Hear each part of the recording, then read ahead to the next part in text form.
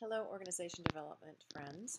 Today I want to talk to you about the upcoming papers that you have and just give you a few tips on expression and development of your themes, particularly in the more challenging projects that we have in this course, which are the team assignments and the long papers.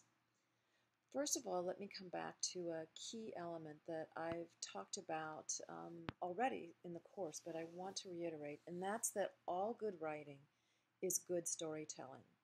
Whether you look at the classic thing that we grew up with as kids from Once Upon a Time, there was a frog who wanted to become a prince, which sets up the whole premise of your story, to the recent article that you just wrote by Kerr, I'm not sure how to pronounce his name, on the folly of rewarding A while you're hoping for B, where he starts out his paper saying, whether it's rats or people or whatever, we're all looking for rewards.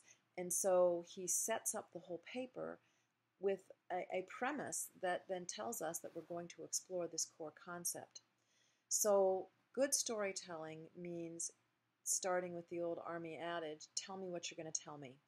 So set up your paper, particularly in this very practical and very juicy and enticing subject of a leader coming into a somewhat contentious situation and what she's going to do in her first day on the job.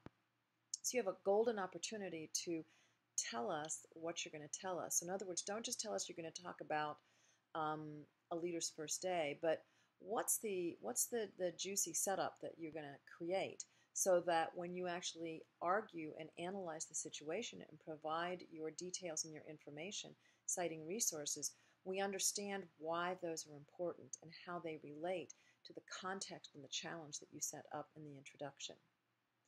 Then, of course, comes the body of the piece, which is really a breakdown of all the key elements that you've identified that are important to explain what your challenge is, what it is that you're trying to analyze.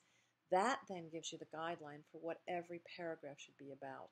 And in fact, when to change paragraphs, as opposed to either jamming too much stuff into one paragraph, which many of us often do. And remember, in the 21st century, our eye and our mind has been trained towards shorter chunks. So there are some changes that are going on in the way we write and express ourselves. And I encourage you, I think that happens to be a very good change.